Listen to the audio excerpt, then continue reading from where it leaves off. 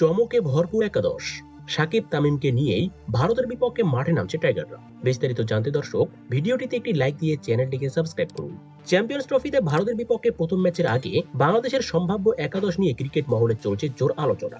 বিশেষ করে মিডল অর্ডারে তাওহিদ হৃদয় এবং জাকির আলী অনিকের জায়গা পাওয়া নিয়ে তৈরি হয়েছে সংশয়। কেননা এই দুই জায়গায় আসতে পারে বড় পরিবর্তন। যদি সাকিব তামিম চান তাহলে তাদের জায়গায় ফিরতে পারে, এমনটাই জানিয়েছে টিম ম্যানেজমেন্ট। তো চলুন দেখে নেওয়া যাক ভারতের বিপক্ষে প্রথম ম্যাচে কেমন একাদশ নিয়ে মাঠে নামতে পারে টাইগাররা। সৌম্য ইনজুরিতে থাকায় বিসিবি চাইলেই তামিম ইকবাল এবং জুনিয়র তানজিদ তামিমকে দিয়েই ইনিংস শুরু করতে পারেন। এরপর 3 নম্বরে দেখা যাবে অধিনায়ক নাজমুল হোসেন শান্তকে।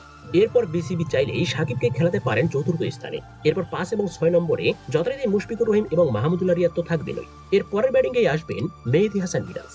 এরপর বাড়তি স্পিনার খেলাতে চাইলে রিশাদ হোসেনকে দলে নিতে হয় এবং শেষ 3 জন হচ্ছেন 3 জন পেসার মোস্তাফিজুর রহমান এবং তাসকিন আহমেদ। সাথে যুক্ত হতে পারেন বর্তমান সময়ের গতির ঝড় তোলা নাহিদ রানা। তো দর্শক, যদি এমন একাদশ নিয়ে ভারতের বিপক্ষে বাংলাদেশ খেলতে নামে তাহলে কেমন ফাইটিং হবে বলে আপনি মনে করছেন? অবশ্যই কমেন্ট করে জানিয়ে দিন। এ নিয়ে আপনার মূল্যবান মতামতটি ভিডিওর কমেন্ট বক্সে। ধন্যবাদ।